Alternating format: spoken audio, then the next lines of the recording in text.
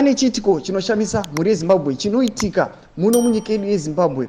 Apatona kuti governor weRBZ bengi guru remuZimbabwe vaJohn Mushayavanhu vanonongedzerana zvigunwe nagift Ostallos Siziba vachipomera kuti aiwa iwo unoreva nhema John Mushayavanhu ndi Ostallos Siziba anotaura mashoko akadai so. Muri Zimbabwe nhau dzakadai so dzinopisa ambodziwani kumwe kuno asi munodziwana pano pa ZVAITWA News Live. Sasata muindira mberi nhau inde kuti bwa subscribe like kuti na on the bell icon nekuti pane mashoko anonyongwa naJohn Mushayavanhu musande meo anoti where the situation as I said earlier RTGS bond notes were not backed by anything, so we cannot link ZIG to old currency. It's a different currency altogether.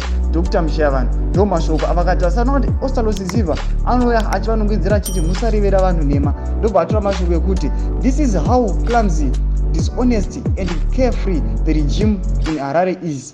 The lot spent days here propagating the lie that bonds notes were backed by 200 million facility from the African Export-Import Bank, Afrix Bank. Ndo mashoko anouya achitaura achiti aiwa vari kureva nhema vachiti mabond notes angari backed by nothing, angasina chaimabheka. Saka tikambofananidzi bond nenew currency ZIG iri kubhekewa nemagold. Saka ngatisiyanei nemabond tirege kufananidza bond nezig nokuti zvinhu zvakasiyana. Saka Ostallos Siziba anoachifika out achiti aiwa musareva nhema nekuti mimi makatora mashoko ekuti mabond aya ari backed ne200 million facility from the African Export-Import Bank. Ndo mashoko anoachitaura achiti aiwa iwe John Mushayavanhu uri vanhema. Saka muri Zimbabwe chimbotudze munoti kudii pamusoro penhau iyi pinai comment section medu musangana subscribe like chinoti na on the bell icon. Tomboshara mabdetsa ndokupa pano pa ZVAITWA News Live.